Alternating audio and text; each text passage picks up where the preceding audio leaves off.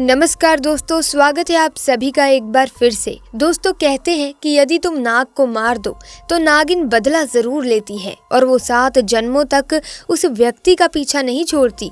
और यदि नागिन को मार दिया जाए तो नाग बदला जरूर लेता है। इसीलिए इंसान उनसे डरकर रहते हैं। और इच्छाधारी नाग नागिन शिवजी के सबसे बड़े भक्त होते हैं और इन्हें शिवजी में बहुत ही आस्था होती है। दोस्तों, आज मैं आपको एक ऐसी घटना के बारे में बताने जा रही हूँ कि जब नागमणि की लालच में आकर एक इंसान ने एक इच्छाधारी नाग को मार दिया और इसका बदला नागिन ने बड़े ही भयानक तरीके से उस इंसान को मार कर पूरा किया। ऐसे में वीडियो में आगे बढ़ने से पहले महादेव के जो परम भक्त हैं वो पूरी श्रद्धा से सच्चे मन से कमेंट सेक्शन में हर हर महादेव जरूर लिखें ताकि भगवान शिव की कृपा दृष्टि आप पर और आपके परिवार पर सदैव बनी रहे। तो चलिए दोस्तों, बिना किसी देरी के इस वीडियो में इस घटना का आगाज करते हैं। दोस्तों, ये चमत्कारी घटना है राजस्थान के एक छोटे से गांव अजमेर की। दरअसल ये घटना घटित हुई अजमेर के रहने वाले एक गरीब किसान के साथ, जिसके माता पिता जब वो बहुत छोटा था तब उसे छोड़कर भगवान को प्यारे हो गए थे। दरअसल दोस्तों, जिस किसान की कहानी मैं आपको बताने वाली हूँ उसका नाम निखिल था।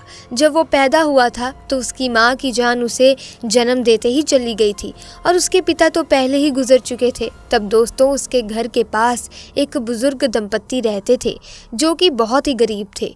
उस बुजुर्ग इंसान के पास एक ही खेत था जिसे जोत कर वो अपने खेत का निर्वाह करता था। उनका खुद का कोई बच्चा नहीं था। ऐसे में उन दोनों ने मिलकर निखिल का पालन पोषण किया। जैसे जैसे निखिल बड़ा हुआ उसने खेत का सारा काम खुद करना शुरू कर दिया। दोस्तों, निखिल बहुत मेहनती था, पर एक ही खेत होने की वजह से उनकी आमदनी कुछ ज़्यादा नहीं हो पाती थी। एक दिन जब वो घर वापस लौट कर आया तो उसकी बूढ़ी अम्मा ने उसे जंगल से कुछ सूखी लकड़ियां लाने को कहा। तो दोस्तों, वो लकड़ियां लेने के लिए जंगल में चला गया। उसने जंगल के बाहर की तो सारी लकड़ियां इकट्ठी कर ली थी, परंतु उसने सोचा कि थोड़ी लकड़ियां और ले चलता हूँ।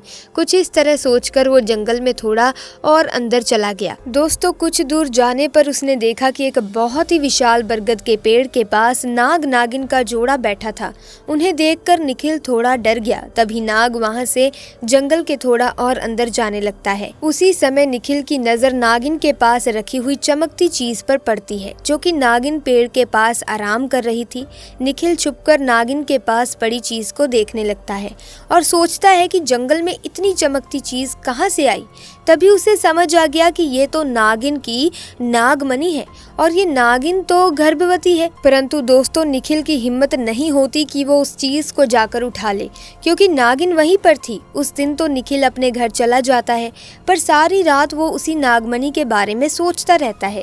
तभी उसे अपने दोस्त की बताई बात ध्यान में आती है कि यदि हम नाग के मुंह पर तेजी से गोबर मारें तो वो बेहोश हो जाता है। तो अब दोस्तों, निखिल ने सोचा जब नागिन अपने बच्चे को जन्म देगी तभी वो नाग को मारकर नागमणि चोरी कर लेगा। अब निखिल रोज अपने खेत का काम निपटाकर जंगल में उसी जगह गोबर लेकर पहुंच जाता था जहां पर वो नाग नागिन रहा करते थे। दोस्तों, जिस मौके के इंतजार में निखिल था वो मौका आज उसे मिल गया था।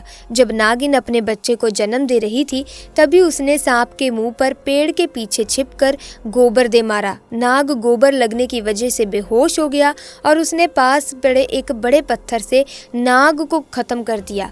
और अब उसने उसी पत्थर को उठाकर नागिन और उसके बच्चे पर दे मारा और निखिल ने नाग के नीचे पड़ी मणि को उठाया और घर की तरफ भागा। दोस्तों, वो नागमणि को लेकर घर आ गया था और उसने उसके बारे में किसी को कुछ नहीं बताया और नागमणि को हाथ में लेकर एक इच्छा जाहिर की कि जो मेरे खेत में फसल है वो बहुत अच्छी हो जाए और महंगे दाम पर बिके। परंतु दोस्तों, उधर जंगल में नागिन किसी तरह बच गई थी, बस बेहोश थी। जब उसे होश आया और उसने अपने बच्चे और नाग को मरा देखा तो नागिन बेबस हो गई। परंतु दोस्तों, नागिन ने नाग की आंखों में कातिल का चेहरा देख लिया था। कहते हैं कि यदि नाग को कभी मारा जाए तो उसे जला देना बेहतर है, क्योंकि नागिन नाग की आंखों में कातिल का चेहरा देखकर जान लेती है कि उसके नाग को किसने मारा है। अब नागिन का गुस्सा तो 7वें आसमान पर था और उसके दिमाग में बस एक ही शब्द चल रहा था, जो था बदला। दोस्तों ऐसा करते करते अब उसके पास खेतों की संख्या काफ़ी बढ़ गई थी और उसने अब अपना घर भी बहुत सुंदर बना लिया था। बुजुर्ग दंपत्ति भी उसकी इस कामयाबी पर बहुत खुश थे, परंतु बस निखिल ही इस बात को जानता था कि ये सब कुछ उस नागमणि का ही कमाल है। अब दोस्तों गांव में हर जगह निखिल का नाम था, उसे गांव का मुखिया बना दिया गया। निखिल भी अपना काम बड़ा ही मन लगाकर किया करता था।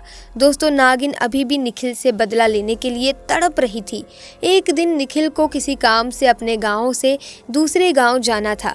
वो सुबह सुबह अपने काम के लिए घर से निकल गया।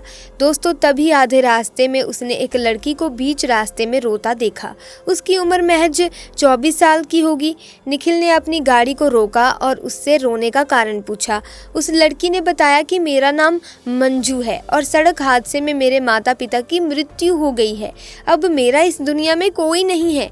तब निखिल ने कुछ सोचकर बोला कि कोई बात नहीं, तुम मेरे साथ मेरे घर चलो। दोस्तों दिन ऐसे ही बीतते गए। कुछ दिनों में निखिल और मंजू में कब प्यार हो गया निखिल को पता ही नहीं चला। परंतु दोस्तों ये जो मंजू थी वो नागिन थी, जिसके नाग और बच्चे को निखिल ने मारा था। वो निखिल से बदला लेने आई थी। एक दिन निखिल और मंजू जो कि नागिन थी, दोनों एक नदी किनारे बैठे आपस में बातें कर रहे थे। तभी मंजू बोली, निखिल तुमने ये गले में चमकदार सी कौन सी चीज पहन रखी है?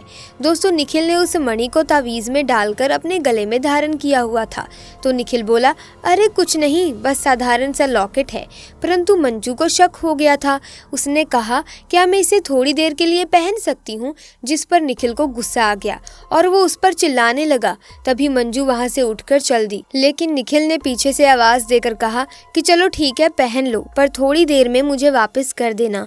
दोस्तों जैसे ही मंजू ने उस नागमणि को धारण किया, वो अपने असली और भयानक रूप में वापस आ गई, क्योंकि दोस्तों वो बगैर मणि के केवल अपना रूप बदल सकती थी, परंतु अब उसके पास मणि थी। उसने निखिल को सारी घटना याद करवाई कि कैसे तुमने मेरा घर संसार मुझसे लूट लिया था और आज मैं तुम्हें नहीं छोड़ूंगी। और दोस्तों नागिन ने निखिल को डस डस कर मार डाला। अब नागिन का बदला पूरा हो चुका था। वो वापस जंगल में उसी पेड़ वाले स्थान पर वापस चली गई। तो दोस्तों इस घटना ने ये जाहिर कर दिया कि नाग नागिन से पंगा भूलकर भी लेना नहीं चाहिए। दोस्तों नागमणि एक रत्न की तरह होती है जो काफ़ी ज़्यादा चमकदार होती है। इच्छाधारी नागों के पास ये नागमणि होती है, जिसकी वजह से वो किसी का भी रूप धारण कर सकते हैं और कहते हैं कि यदि नागमणि इंसानों को मिल जाए तो वो बहुत कुछ कर सकते हैं। इसीलिए दोस्तों लोग नागमणि को पाना चाहते हैं। कहते हैं जब नाग 100 साल की तपस्या पूरी कर लेता है तब उसे ये नागमणि मिलती है जो भोलेनाथ उन्हें स्वयं देते हैं, और 100 साल के हो जाने के बाद एक नाग इच्छाधारी नाग या नागिन हो जाता है। इससे हम ये समझते हैं कि हाँ इच्छाधारी नाग नागिन होते हैं और नागमणि उन्हें रूप बदलने में मदद करती है, पर वो इंसानों से दूर रहते हैं क्योंकि इंसान लालची होते हैं और इसी वजह से वो इंसान से बचकर रहते हैं। तो ऐसे में दोस्तों आज की वीडियो में बस इतना ही। अगर आपको ये घटना, अगर आपको ये वीडियो अच्छी लगी तो वीडियो को लाइक करें, शेयर करें और चैनल को सब्सक्राइब करके बेल आइकन को प्रेस करें। जल्दी मुलाकात होगी एक नई वीडियो में नई घटना के साथ। तब तक के लिए हमें दीजिए इजाज़त। आपका बहुत बहुत धन्यवाद।